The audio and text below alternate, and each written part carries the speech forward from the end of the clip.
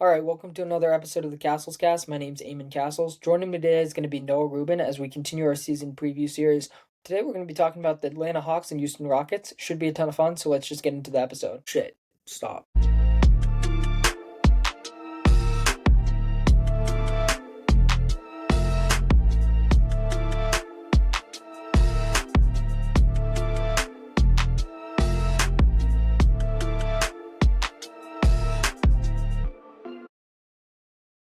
All right, joining me now is Noah Rubin for season previews of the Hawks and Rockets. How you doing today, Noah? Doing really well, man. Thank you again for having me on. It's always, I guess this is the second time we've done this, but it was fun the first time. I'm excited to be back to talk about, obviously, the Hawks. It's my team, so I follow them a little bit closer. It's always fun to talk about them. And then the Rockets, who are one of the more interesting teams in the league to me. I think they're going to be one of the better teams once again, so it'll be exciting to see how this all plays out. Yeah, absolutely. I'm super happy that you came back on the show, and yeah, it should be a ton of fun to talk about these teams. Since the Hawks are your favorite team, I think we can start off with them, and they also happen to have one of the more active off seasons. So I think we can sort of start with their off season additions. They went out and traded for Kristaps Porzingis, they drafted Asa Newell, and then they made two big free agency signings in Nickeil Alexander-Walker and Luke Kennard. So I think we could talk about Porzingis first, just because he's the biggest name, and also there's some risk attached to him based off the injury. But yeah, how do you feel about the Porzingis move, and how do you sort of project him fitting next to this team with Trae Young and Jalen Johnson? Yeah, honestly, when the trade first happened, I wasn't thrilled, and it's not because Porzingis is an incredibly talented player, but it is the injury risk that you mentioned, and just his lack of availability, or when he was playing through that weird illness last season for Boston, it was just very strange. So the Hawks had two first round picks. I was excited to see who they got with both of them. So they kind of, I guess, taking away the opportunity to take someone that I liked in that range was disappointing to me, but then they ended up making the move to trade back from 13, get the unprotected pick between the Pelicans and Bucks, and I'm ecstatic about, and then still get their guy at 23 with Asa Newell. But with Porzingis, the fit next to Trae Young when he's on the floor is going to be so much fun. The pick and pops is really just the number one play that option that I think we're going to see, but just the spacing that's going to be created out of it because most of Trae Young's career, I guess the last time he had like a true stretch big that he was playing with consistently was Dwayne Dedman, which was like the first 2 years of his career. And then it's been a lot of Clint Capella, and then more recently Onyeka Okongwu, who's gotten better as a shooter, but none of them are obviously anything close to what Kristaps Porzingis is. So now the Hawks are going to have some really good spacing around Trae Young, probably the best of his career, while not sacrificing anything defensively. And that's difficult to build a competent defense around Trae Young, but I think that this team can do that with the way it's built. And now it's just, can Porzingis stay healthy? He has looked good, or did look good during Eurobasket, which was encouraging.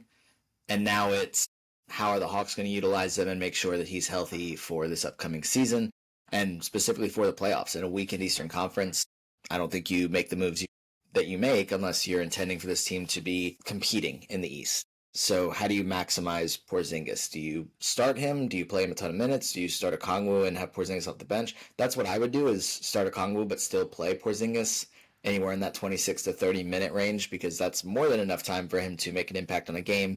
But you don't want to, I guess, overuse him during the regular season, especially if you don't have to, because Okongwu is a really good center as well. Yeah, most definitely. I really agree with that. I sort of view it as a real low risk, high reward scenario, especially because he's going to be a free agent next year. You didn't give up a ton to get him. You did have to Mm-hmm. ship out that first round pick, but that was also sort of to unload that Terrence Mann contract. So I think that was more about unloading the contract than actually giving up the first round pick to get Porzingis. So I don't think you gave up much to get him. And yeah, like you said, he's just a perfect fit with this team on both ends of the court.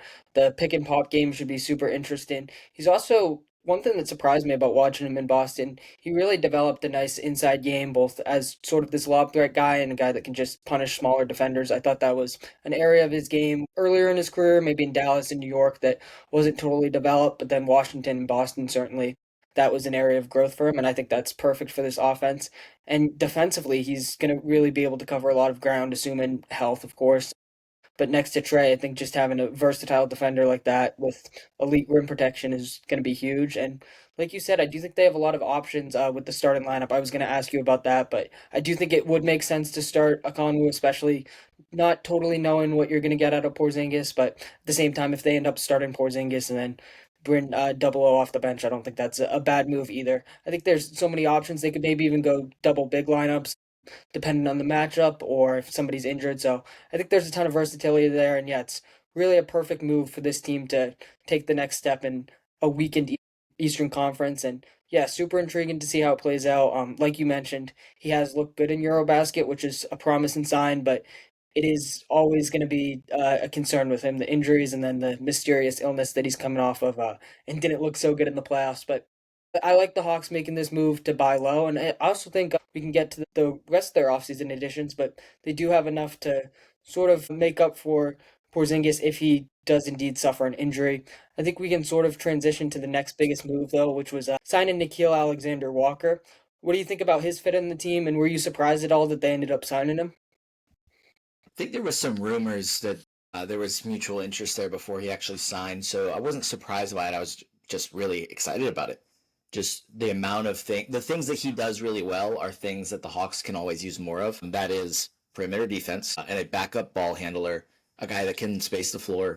Like obviously, the main thing is the defense. So now we can have lineups where Trae Young's on the bench and Nickeil Alexander-Walker and Dyson Daniels are in the backcourt there, and it's going to be very difficult for teams to score, get the ball up the floor at all. Like it's just going to be wreaking havoc there. So there's some really fun defensive lineups the Hawks can utilize now, but also as just a reserve guard. The other addition that I think we'll talk about in a bit is Luke Kennard. Both him and Nickeil Alexander-Walker can kind of fill that backup, not even necessarily point guard role, but like a lead ball handler role. Because I assume that when Trae Young's not on the floor, that Jalen Johnson absolutely will be, and he'll be having the ball in his hands a good bit as well. But other ball handlers, Dyson Daniels will probably be on the floor when Trae Young's not. I don't think that they're gonna, and maybe I'm wrong on that, and they will use a lot of all bench lineups. But I think it gives you options now that if you do use an all bench lineup, those guys can handle the ball, play defense. Luke Kennard can obviously space it, and like I was saying earlier with the Porzingis edition, it should be some of the best spacing around Trae Young that the Hawks have had in his career. And Cody Buffkin is still there, but obviously hasn't been healthy through his first two seasons, and the summer league results were kind of up and down. So, do they trust him if they're trying to compete to be the backup point guard? Maybe not yet. We'll see if he gets the opportunity, but having both Nickeil Alexander-Walker and Luke Kennard off the bench is going to be huge for the Hawks this season. Yeah, for sure. I think you sort of nailed it there with just this really being the best roster Trae Young has been surrounded by, and just how well these guys complement his game. I think it's going to be huge. You have a lot of guys that can just handle the ball, great for others, great for themselves, as well as just spot up, and the spacing around Trae is really awesome. And I think Nikhil's a huge part of that. And yeah, they really did emerge as that front runner a few days before free agency, and it just seemed like a perfect fit. Obviously, I cover the Timberwolves, so I kind of knew that Nickeil was going to leave just based off the cap situation. But when I saw he was going to the Hawks, I just thought that was an absolutely perfect situation for him. And yeah, the on ball defense next to Trae is going to be really huge. And you really just have, especially in that starting lineup or really any lineup they're going to play, you just have like four really good defenders next to Trae at all times, which I think is going to be massive for them and something they really haven't had in the past. And then his playmaking and ability to be that sort of secondary ball handler, even a lead ball handler at times, I agree it will be certainly vital for them. And yeah, you also mentioned Luke Kennard, who I think kind of went under the radar with some of the other moves this Hawks team went out and did. But yeah, what do you think of Kennard's impact and how do you envision him fitting on this team? Yeah, one of the main issues that the Hawks have had Trae Young's entire time in Atlanta is that when he's not on the floor, the offense is terrible. They have struggled to score the ball when Trae Young is not on the floor. The on-off splits are rather insane throughout his entire career. They've tried so many different players. I mean, if you go down the list, it's kind of wild that they've had Jeff Teague at times, Jeremy Lin at times, Lou Williams at times. They tried to do the whole DeJounte Murray thing so that when Trae Young was on the floor, he could run the offense, and just nothing seemed to work super well. Jalen Johnson is now, I would assume, going to be the primary playmaker when Trae Young isn't on the floor. But a guy like Luke Kennard opens things up and makes life easier when Trae Young isn't on the floor or when he is, because Luke Kennard should get a lot of really easy looks, and we know that he can obviously knock down plenty of threes. And then that he opens space up for driving lanes for Jalen Johnson, driving lanes for whoever else has the ball, whether Trae's on the floor or not. But I think the main thing to me is he can be a backup ball handler when needed, and he's going to help the offense have success when Trae Young isn't on the floor, which I think definitely raises the ceiling for this Hawks team. The one time that they had a competent bench offense was when Lou Williams and Danilo Gallinari were going crazy and they made it to the Eastern Conference Finals, and then obviously they haven't been able to replicate that since. So I think Kennard isn't the answer there, but he is part of the solution, and it's going to open up a lot for the Hawks. Yeah, certainly. I think you really nailed it there with the on-off numbers when Trey's off the court, and just really giving him a competent bench will be massive. And I mean, when you look at Kennard, he's definitely one of the best shooters in the league. But I think what also can get underrated with his game a little bit, and what we'll probably see, I assume, when he's playing with Trey off the court, is his ability to play make and handle the ball. He's a pretty solid secondary playmaker in that regard. And yeah, I think we're going to see a lot of Kennard this year. And like you said, he's not the only solution, but he's going to be part of the solution to really help this team succeed while Trey's off the court. And then I think we can talk about Asa Newell. He's probably not going to make as big of an impact as some of these other guys, just with him being a rookie. But yeah, what did you think about that pick, and how do you sort of envision him playing in his rookie season? Yeah, I don't know if this would have been the case, but there was reports that he was the Hawks guy. So if they stayed at 13, they may have taken him there. And I wouldn't have been happy with him at 13. I'm really happy with him at 23 because I think that's probably more the range that he should have gone in that draft. But I think 13 would have been early to me. But it's also cool because, I mean, he's from Atlanta, played at UGA, and then he's getting drafted by the Hawks. It's cool to see him just kind of stay at home. And he does do a lot of things that I think the Hawks will be able to value, and it'll get him on the floor. Probably not a ton as a rookie, just because this team is fairly deep, especially in the front court. And so there may not be more than 10 to 15 minutes per game at best for him, but he's a high energy player, will do a lot of the little things. He's got to get stronger. He's got to develop more of an outside shot, get better defensively for him to really make an impact. But I think him playing 10 to 15 minutes per game as a reserve, definitely a role where he can come in and make an impact in just a limited amount of time. So really happy with that pick because I think he can make a small impact now and then still has enough upside that he could end up being a steal at that range. It's not a guarantee that he's going to be that good, but there's definitely, I guess, some things there that if he develops, he can be really impactful. Yeah, for sure. I think the fit really makes a lot of sense on paper, just with how much of a lob threat he could be, and then if he can develop a little bit more as a rim protector, has really solid mobility as a defender as well. So yeah, I'm definitely high on that pick, especially like you said, that range. I don't know if he's would necessarily have been a lottery guy, although it was reported, like you said, that the Hawks were considering him at 13. But at the same time, at 23, I thought that was just incredible value. And then you mentioned it earlier, but getting that unprotected Pelicans Bucks pick swap is just massive, and that was really the steal of the offseason. I think that really, along with their other moves they made, it really cemented the Hawks as having an A plus. Just incredible offseason, and yeah, still can't believe the Pelicans did that. I know it's been talked about a ton, but just incredible value for the Hawks. And yeah, I mean, with the new front office as well, I think their early results have been amazing so far for the Hawks, and they've been aggressive, making the right moves. But yeah, I mean, yeah, just a really solid pick, and really no complaints with the Hawks offseason. So getting into a little bit of their season more, we talked about the fit around Trae Young and how this is really the best roster of his career. So do you sort of see, with the upgraded roster, sort of see Trae being poised for a career season? Maybe not in terms of numbers, but in terms of just impact and overall value. Yeah, I was going to say it kind of depends on what you're valuing here, like what you would consider the best season of his career, because a second year in the league, he averaged like 29 and 9. His assists have gone up every single season of his career.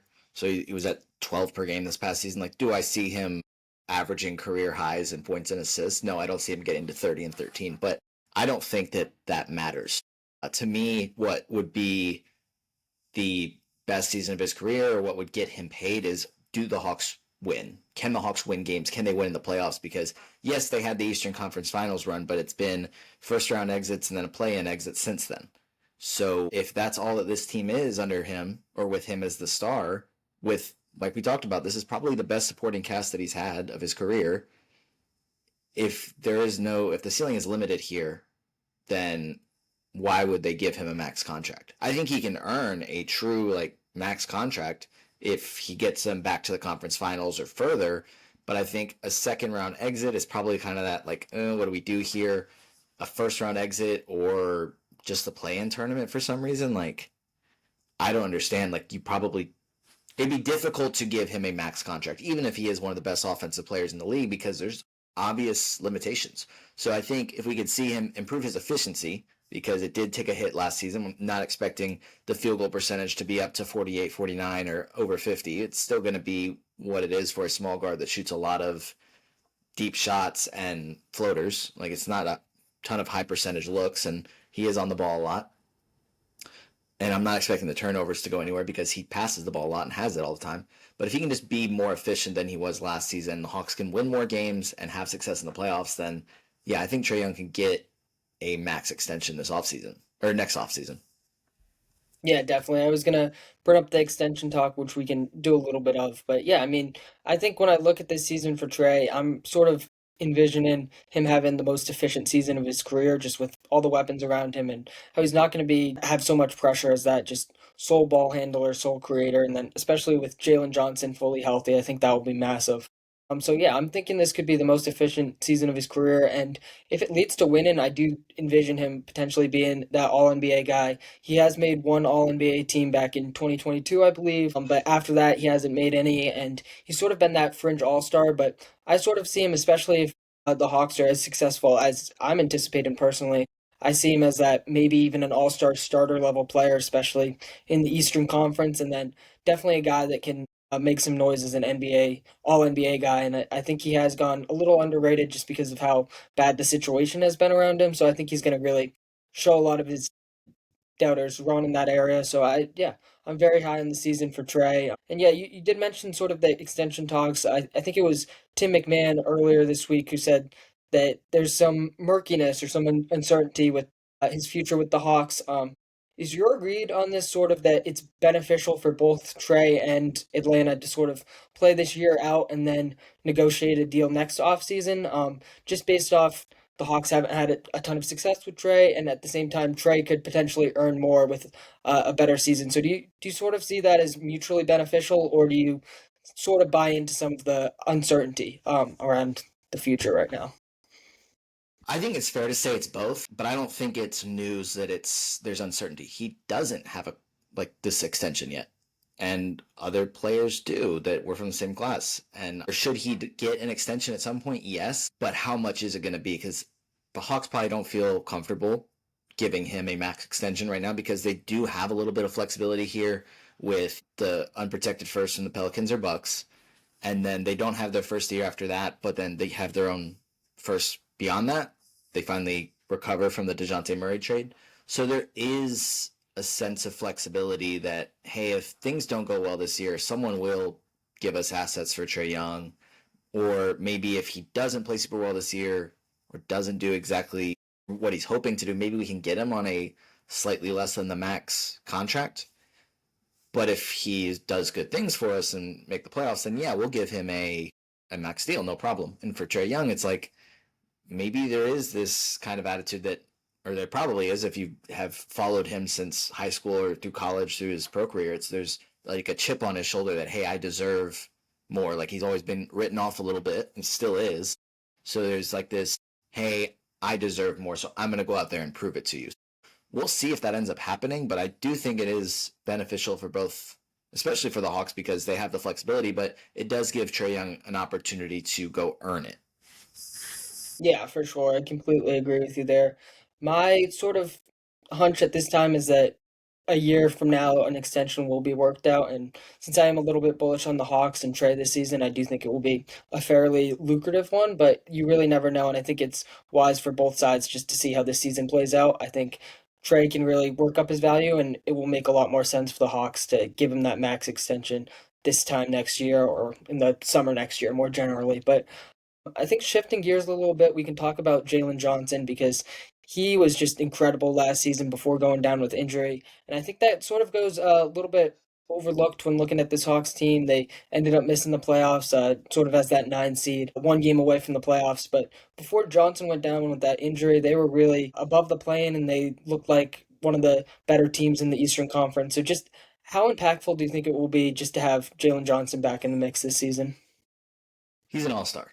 It's I think if you don't keep up with the Hawks or you don't watch the games, I mean, I would say you don't even have to watch the games. You can keep up with the Hawks and see the people who do watch the games that tweet about him, and you'll realize, oh, like this dude is way better than anyone is realizing. And I remember when the 2K ratings were coming out, and that's a whole nother thing. But people were like, why is Jalen Johnson either too low, or some people were saying, I can't believe he's that high. And it's like, what do you mean? Like Jalen Johnson is an all-star level player. Like he was arguably the most impactful player for the Hawks last season. And I think some of that is that Trae Young has his inefficiencies, which limit some impact numbers. But Jalen Johnson is freaking good, assuming he's healthy. And there have been injury issues, but it's not like, oh, he's got this knee thing or he's got this consistent ankle thing. Like last year, it was 2 shoulder injuries and it was different shoulders. So it's not like, I don't know, it's just weird stuff. So it's not anything that you'd expect, like, oh, he's got to be careful because he's this really athletic player and he's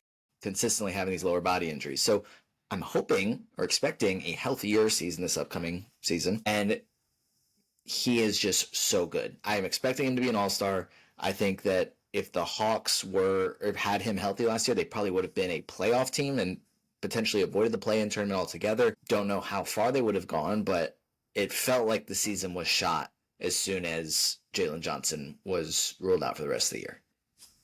Yeah, no, absolutely. I remember right before he got injured, there it was sort of around All-Star conversation time, if I remember correctly, and a lot of people were sort of arguing that he should get that All-Star bid over Trae Young, just based off how impactful he was defensively. I mean, he's a guy that can guard Mm-hmm. multiple positions, super good length, super good size, and then offensively, he's a really solid scorer, especially around the rim. He can play make, really good rebounder, just such an interesting all-around game, really the perfect co-star next to Trae Young, in my opinion, just to do it all Mm-hmm. forward. And I mean, I really love his game, and I'm super excited to see him healthy. And I completely agree. Just adding him alone changes the outlook of this team, and then you throw in everything they did in the offseason, and it's hard not to get excited about them.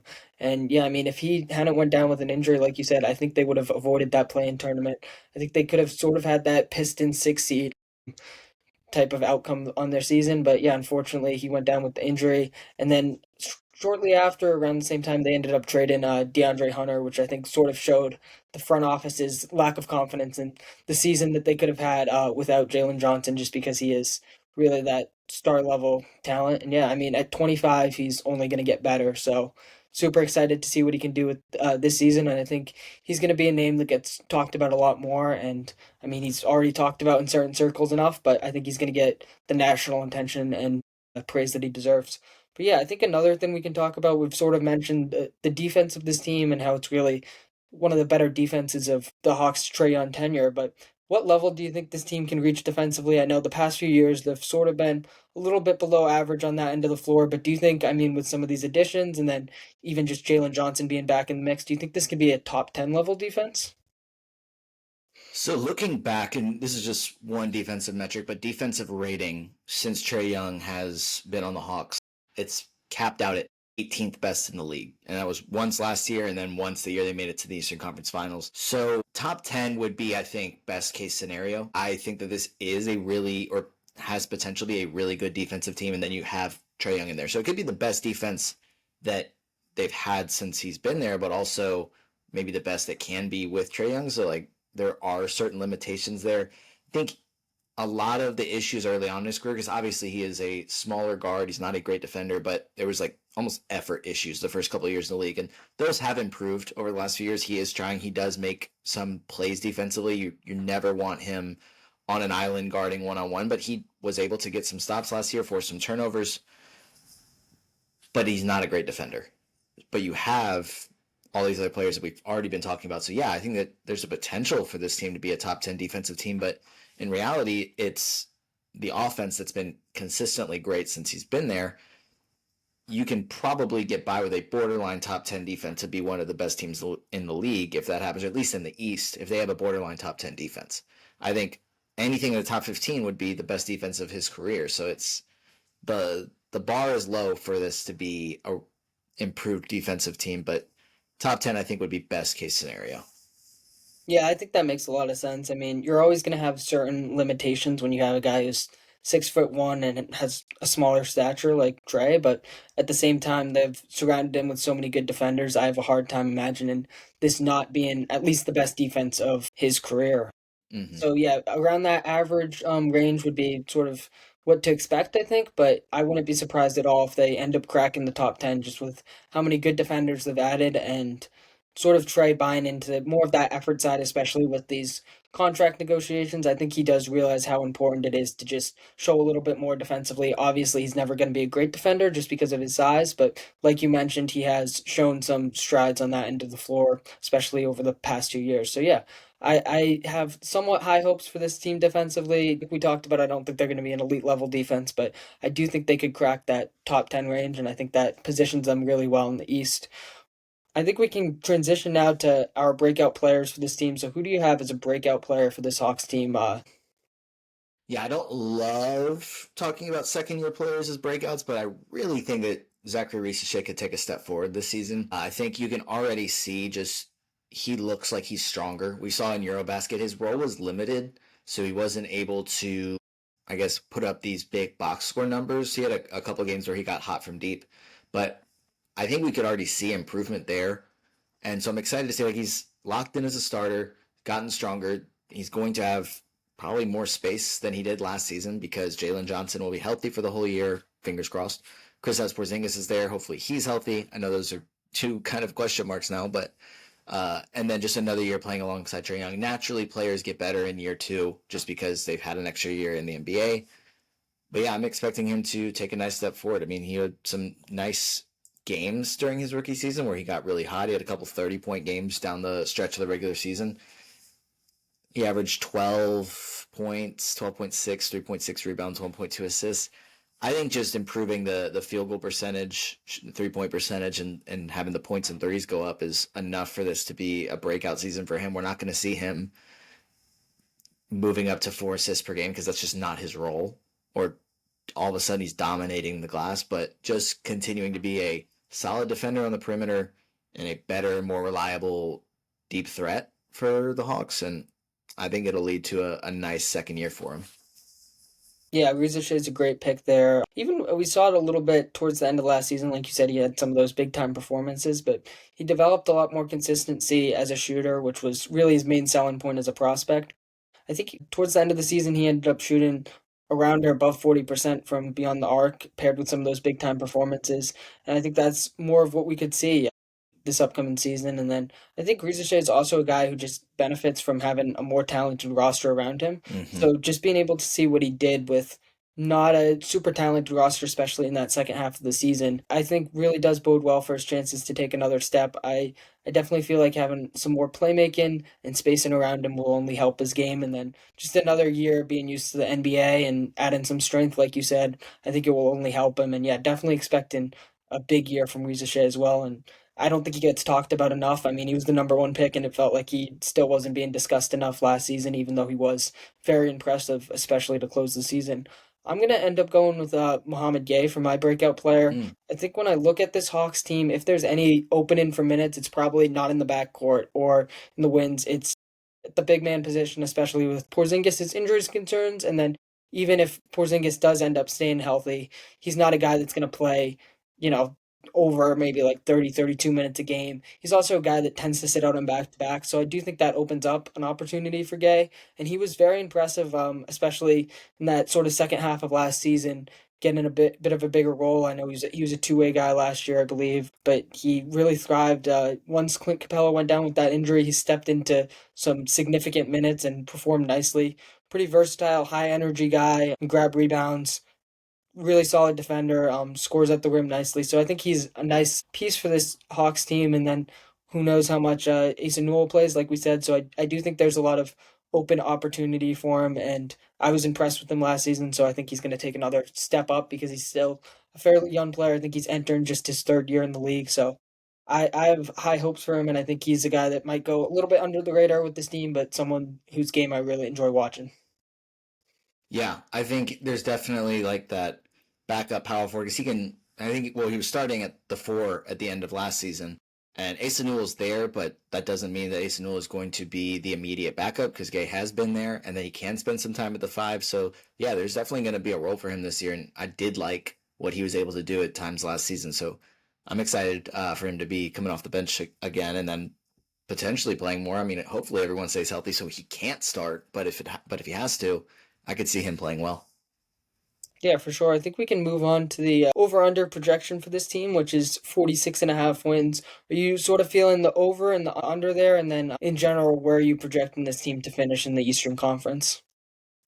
Yeah, I'm taking the over on 46 and a half. I think just the sense that the East is a little bit weaker this year. We've talked about that a couple times. I think you can't talk about this upcoming season without recognizing we're talking about just how different the East is going to look with Jason Tatum and Tyrese Halliburton not playing.